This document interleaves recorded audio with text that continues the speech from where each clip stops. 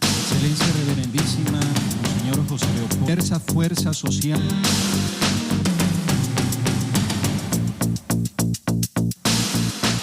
Presidente de la República.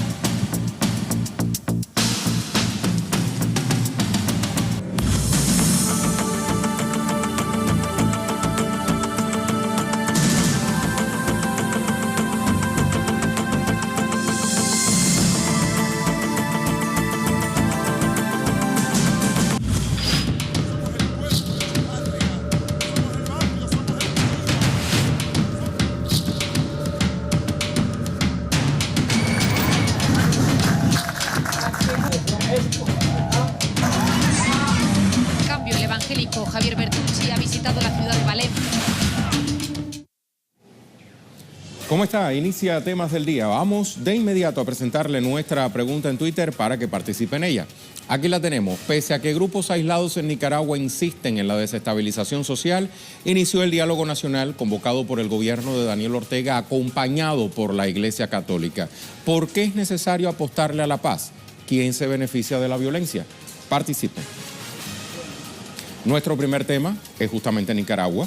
Ya se lo decíamos, inició el diálogo nacional entre el gobierno y diversos sectores sociales con el acompañamiento de la Conferencia Episcopal a raíz de los hechos de violencia acaecidos en abril. ¿Qué busca este diálogo? Se lo vamos a ampliar a continuación. Situaciones como estas solamente se resuelven en el marco de la ley, en el marco de la justicia. Y por esa razón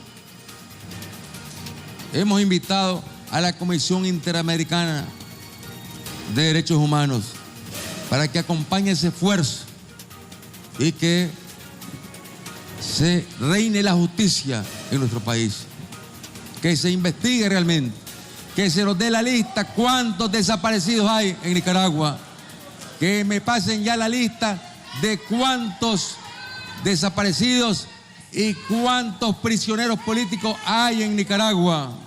Declaraciones del presidente Daniel Ortega durante la instalación del diálogo este miércoles. Nuestra corresponsal en Managua, María José Díaz, nos amplía. Saludos, María José. Adelante.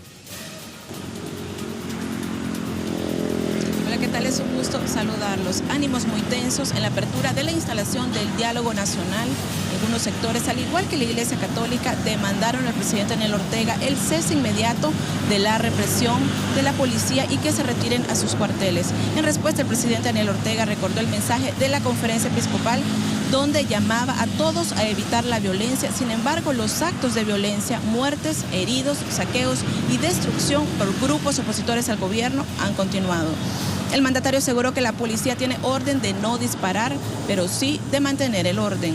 También hizo un llamado porque el pueblo reclama justicia, que los dejen trabajar en paz, movilizarse en paz, que los dejen transportarse, que no maten a Nicaragua como lo están haciendo, que no importa el credo político, el credo religioso, simplemente no debe seguir corriendo la sangre de hermanos nicaragüenses.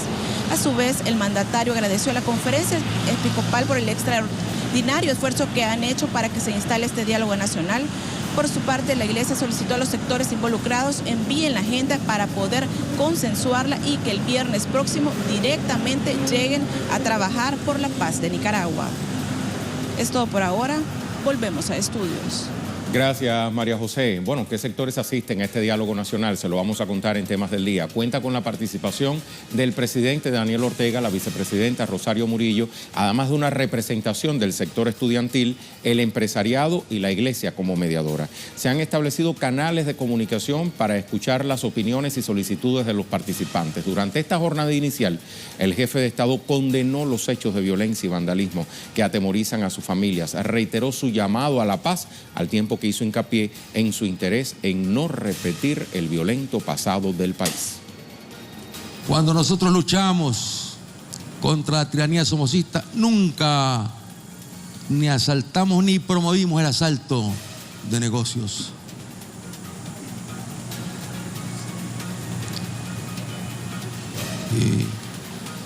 Se infunde el terror, el pavor en la población.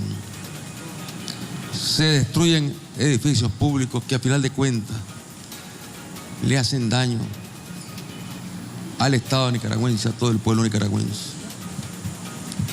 se colocan tranques irracionales a lo largo de carreteras, donde los que están sufriendo son los campesinos. Recordemos además que la Comisión Interamericana de Derechos Humanos llegó al país centroamericano el pasado lunes, pero exactamente por qué están allí.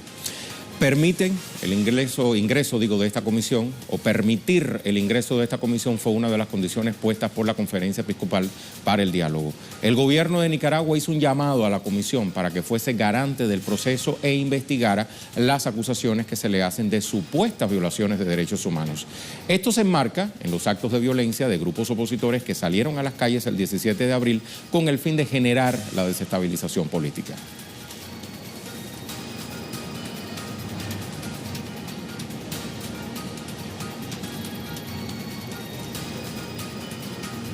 Cabe preguntarnos por qué ocurrieron estos actos de violencia.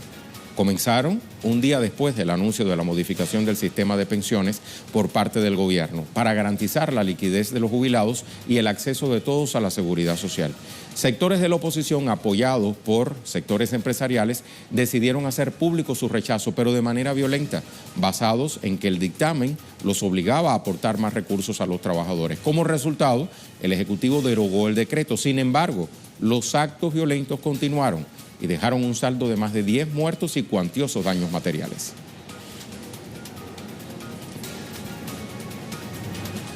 Mientras el pueblo nicaragüense se moviliza en apoyo al proceso de diálogo entre el gobierno y la oposición, vamos a ver algunas reacciones. Cientos de personas, por ejemplo, se reunieron a las afueras del seminario interdiocesano Nuestra Señora de Fátima, esto está en el oeste de Managua, para mostrar su apoyo al proceso de diálogo que busca resolver la situación política que vive ese país.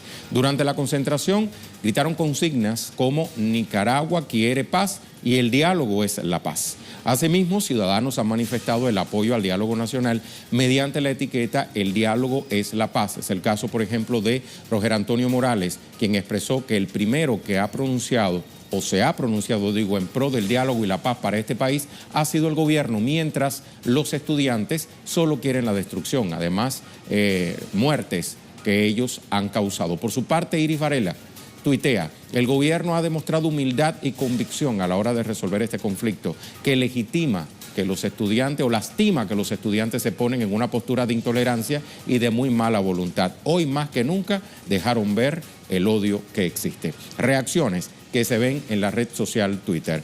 Rápidamente recordamos entonces nuestra pregunta del día y se la ponemos a su disposición.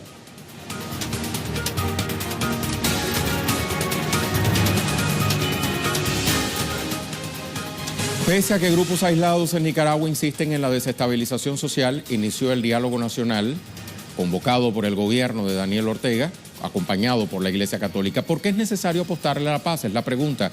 ¿Quién se beneficia de la violencia? Otra de las preguntas que le hacemos hoy. Participe.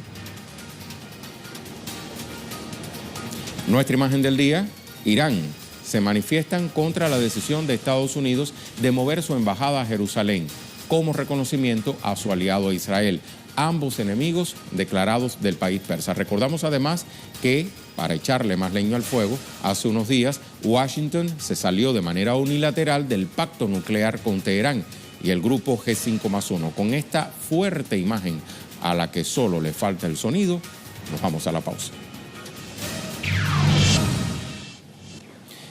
Este miércoles el canciller de Cuba, Bruno Rodríguez, presentó en Ginebra su informe como parte del examen periódico universal de la ONU. ¿En qué consiste este examen? ¿Cuáles han sido los logros de la nación insular en materia de derechos humanos? Se lo contamos en nuestro segundo tema del día. El diplomático cubano reiteró su compromiso en garantizar la calidad de vida de los ciudadanos en nombre de su gobierno. Resaltó el sistema democrático inclusivo que permite reflejar la composición de la sociedad cubana. Hemos cumplido con rigor los compromisos y obligaciones internacionales adquiridos en virtud de estos. Somos parte de 44 de los 61 instrumentos internacionales de derechos humanos, lo que ubica al país en el grupo de estados con mayor nivel de ratificaciones. Nuestro corresponsal en La Habana, Alien Fernández, nos cuenta más. Alien, ¿cómo estás? ¿En qué aspectos se enfatizó el ministro de Exteriores cubano durante la presentación del informe en Ginebra?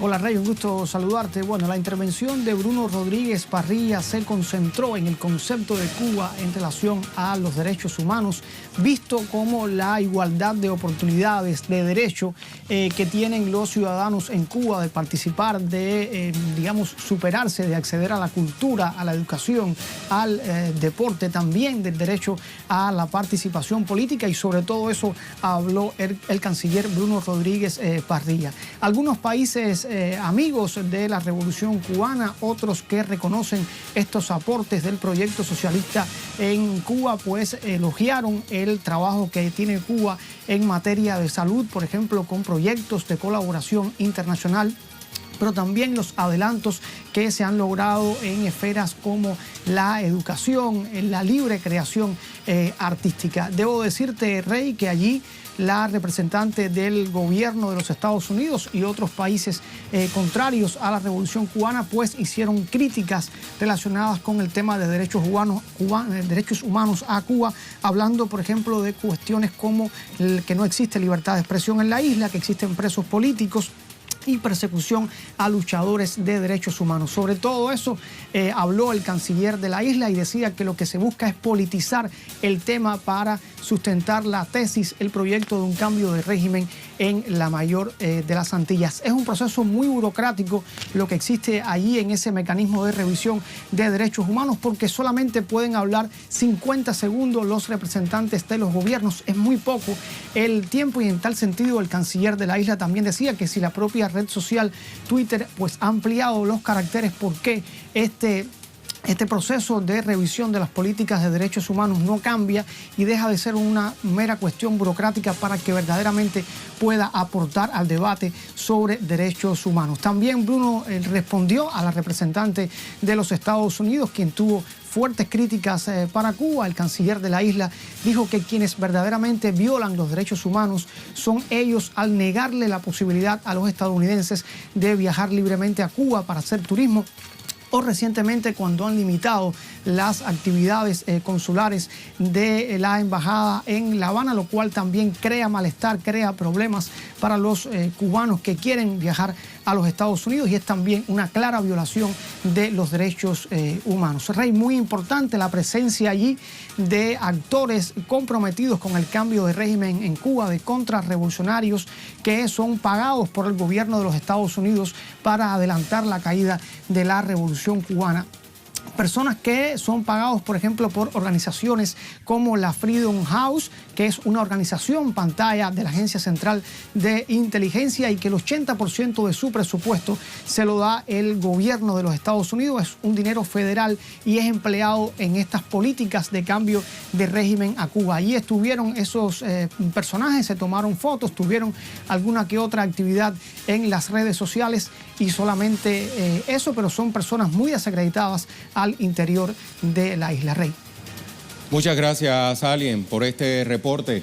Vamos a aprovechar para mostrarles datos que ilustran cuánto ha trabajado el gobierno de Cuba por el respeto y protección de los derechos humanos de sus habitantes. El 73% de los instrumentos de medición de la ONU sobre derechos humanos, bueno, pues son ratificados en la isla, lo cual la convierte en uno de los países con más alto índice de cumplimiento. El uso de armas solo está destinado al control de la seguridad.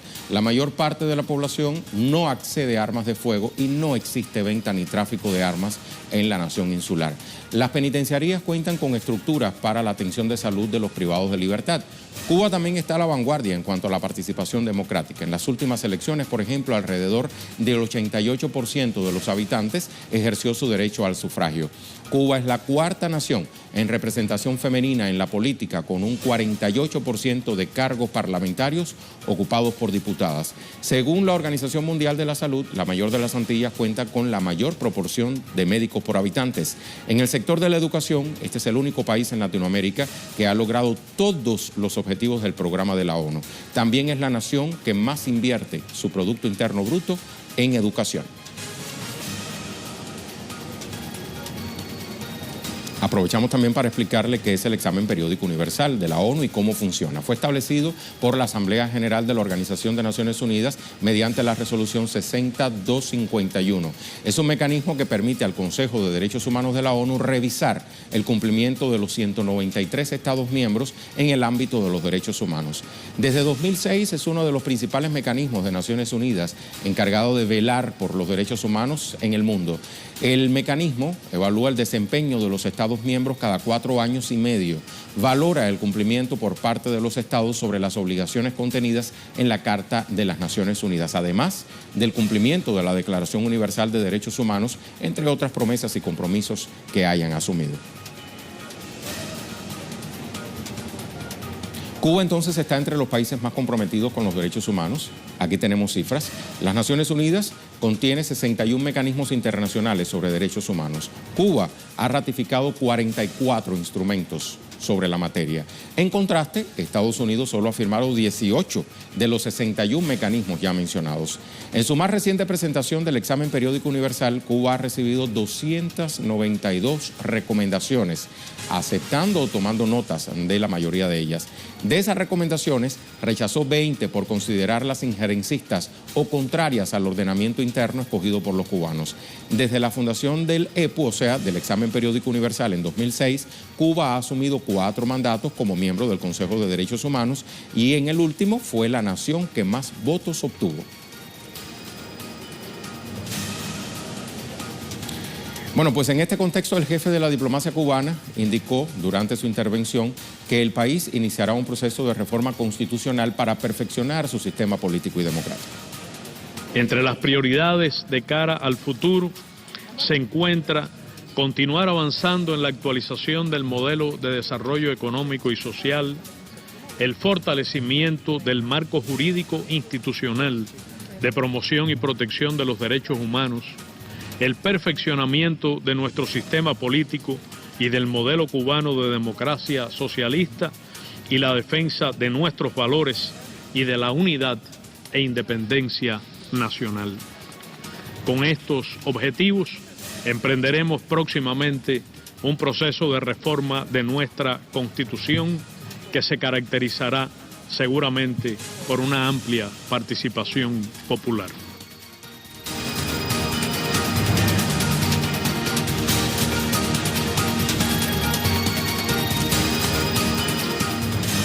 Le hablamos entonces de otros temas que también son noticia este miércoles. Revisamos las cuentas Twitter de nuestros corresponsales. Comenzamos con Aiza García, México. Aunque se retiró de la contienda presidencial, Margarita Zavala sí aparecerá en las boletas, pues ya están impresas y los votos que obtenga el 1 de julio serán considerados votos nulos.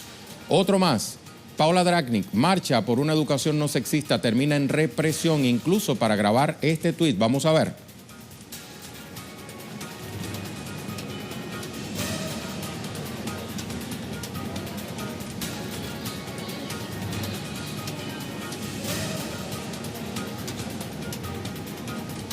Manifestación por una educación sexista, que sin embargo volvió a terminar con incidentes y con una fuerte represión de carabineros, que no logramos entender por qué nunca logran detener a los encapuchados y finalmente terminan deteniendo a los estudiantes que estaban marchando en esta manifestación que hace tiempo no veíamos tan multitudinaria. La Alameda aún está paralizada, los carros lanzaguas continúan reprimiendo a los grupos que tratan de reorganizarse en esta multitudinaria marcha de la ola feminista que llegó a Chile para quedarse definitivamente, exigiendo un marco legal que regule la violencia machista como la que podemos ver en el carro.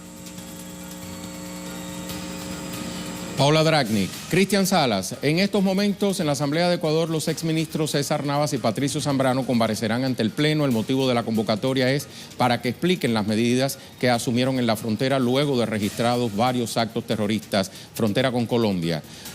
Otro tuit, Jofel Buyaín, este jueves los ministros de Exteriores árabes se reunirán en El Cairo para debatir sobre la más reciente escalada de violencia de israelíes contra palestinos en la Franja de Gaza. También hablarán sobre el traslado de la Embajada de Estados Unidos a Jerusalén. Otro tuit. Sergio Rodrigo, Austria, el sistema de orquestas y coros juveniles e infantiles de Venezuela participa en un encuentro y concierto internacional en la Universidad de la Música y el Arte en Viena. Lo escuchamos. El Sistema Nacional de Coros y Orquestas de Venezuela participa hoy en su gira en Viena en la Universidad de la Música y el Arte. Han participado diferentes coros y agrupaciones musicales en las que quieren mostrar este modelo de inclusión ante una de las universidades más importantes de la música internacional. Viena es una de las capitales de la música de todo el mundo y este sistema de música venezolana se presenta aquí como un sistema de inclusión en el que la música se presenta como una revolución de la población en Venezuela. Hasta aquí se está mostrando esta gira europea en la que también se está recordando la labor del maestro José Antonio Abreu. Y aquí tenemos entonces el tuit de Telesur. Estados Unidos se aísla más tras salirse del acuerdo nuclear en torno a Irán. El secretario general de la ONU y funcionarios de la Unión Europea se reunieron con autoridades iraníes para preservar el pacto.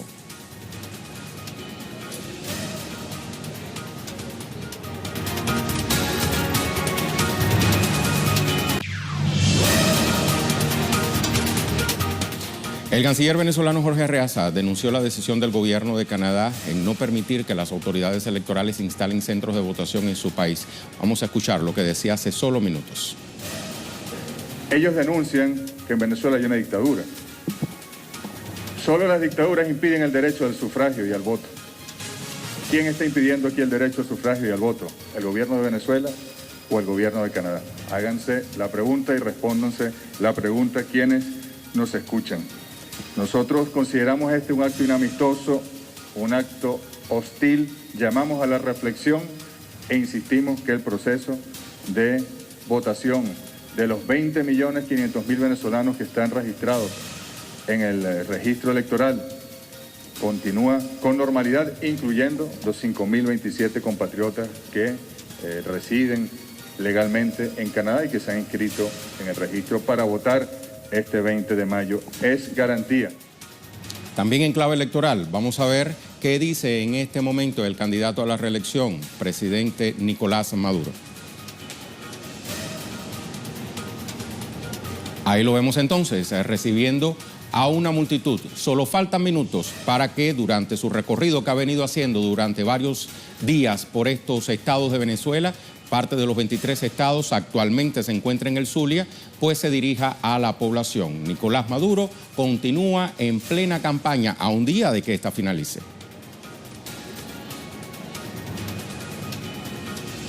Y nuestra corresponsal Esther Yáñez nos tiene más detalles, no solo del contexto de la campaña, sino de las declaraciones que más temprano hizo el canciller Jorge Arreaza. Justamente te encuentras allí aún, Esther, en la sede de la Cancillería, que abundaba el ministro de Exteriores en torno a la decisión del gobierno de Canadá.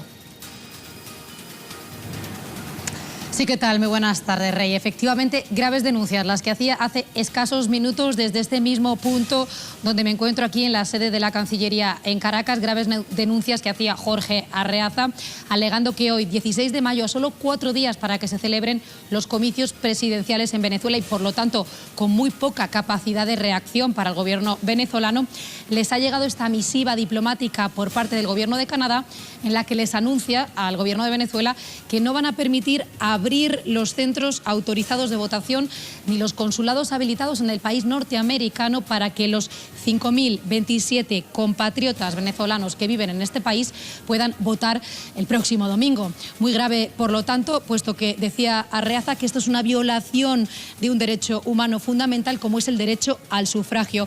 Y decía, tal y como acabamos de escuchar en su boca hace pocos minutos y acabamos de escuchar en este informativo de temas del día, Rey, decía y preguntaba a Jorge Arreaza, dicen que Venezuela es una dictadura, pero ¿quién actúa entonces como una dictadura cuando este gobierno está impidiendo algo tan valioso, algo tan importante como es este derecho a las elecciones, este derecho a ejercer su derecho al voto como tienen los venezolanos que viven en este país, en Canadá?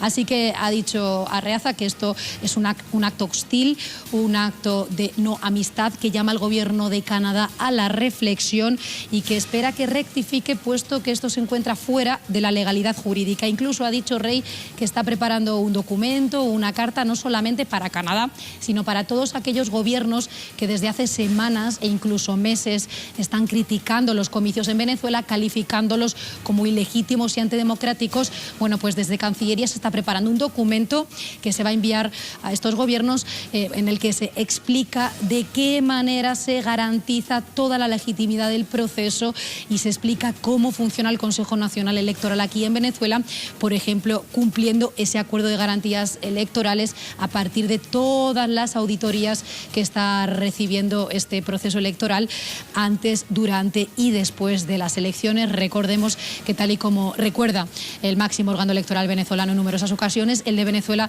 es uno de los comicios, uno de los sistemas más auditados, más comprobados del mundo. Así que esta es la última hora desde la Cancillería, esa denuncia de que Canadá no va a permitir votar a sus electores en este país, puesto que no va a permitir abrir los centros de votación. Así que desde aquí Jorge Arreaza, el canciller, llama a la reflexión y continúa llamando a los venezolanos al voto, porque ha dicho que esa es la mejor manera de dirimir las diferencias, no solamente internamente, sino también exteriormente, para demostrar al mundo que aquí se vive en democracia y en paz.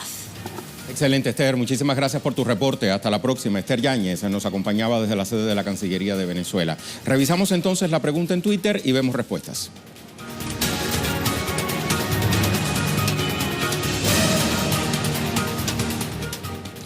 Pese a que grupos aislados en Nicaragua insisten en la desestabilización social, inició el diálogo nacional convocado por el gobierno de Daniel Ortega, acompañado por la Iglesia Católica. ¿Por qué es necesario apostarle a la paz? ¿Quién se beneficia de la violencia? Vamos a ver qué nos dice nuestra colega Marcela Cornejo. Un pueblo que vivió décadas de la más sangrienta violencia debe buscar el diálogo para resolver sus diferencias y respetar la voluntad popular. Otra salida solo beneficia a los que destruyen el Estado social. Rubén, el único beneficiado con la violencia es la derecha de Nicaragua, que busca desestabilizar un país que quiere la paz. También nos escribió Guillermo, dice, hay que apostar por la paz, por y para toda la gente que vive allí. El supremacismo norteamericano está intentando derrocar un gobierno bien puesto por el pueblo nicaragüense. El señor excelentísimo presidente Daniel Ortega, que tome todas las medidas porque Estados Unidos es tremendo, dice este usuario. Joaquín, apostar por la paz es respetar el proceso democrático en Nicaragua, un gobierno que fue electo de manera legítima por la mayoría de los nicaragüenses. Esperemos que el diálogo logre su propósito. Y por último, Z, nunca habrá buena guerra ni mala paz. Aprendan y entiendan que el libreto de la agenda violenta en Nicaragua es el mismo que quisieron aplicar en Venezuela. Muchísimas gracias por su participación en nuestro segmento de la pregunta del día. Regresamos a Venezuela con el candidato a la reelección y presidente Nicolás Maduro en el Zulia. Allí está entonces, la multitud lo espera. Muy pronto va a ofrecer sus declaraciones. Recordemos que lo ha venido haciendo, como otros candidatos, los candidatos de oposición en este caso, durante estos días de campaña. Solo falta una jornada para que finalice esta contienda electoral de cara al 20 de mayo, el próximo domingo, día de elecciones no solo presidenciales, sino también de consejos estatales legislativos. Consejos legislativos estadales, para utilizar la terminología correcta. Por su parte, ¿qué han dicho las autoridades electorales, el Consejo Nacional Electoral? Bueno, pues que está todo listo, que toda la maquinaria está presta a ser utilizada, y para que estos comicios transcurran en paz también se activó el denominado Plan República en coordinación con la Fuerza Armada Nacional Bolivariana y el Ministerio del Interior, Justicia y Paz, rectorados en este contexto por el Consejo Nacional Electoral. Así están las cosas, así está Venezuela. Usted, muchísimas gracias por estar con nosotros en Temas del Día. Manténgase junto a Telesur, la señal informativa de América Latina.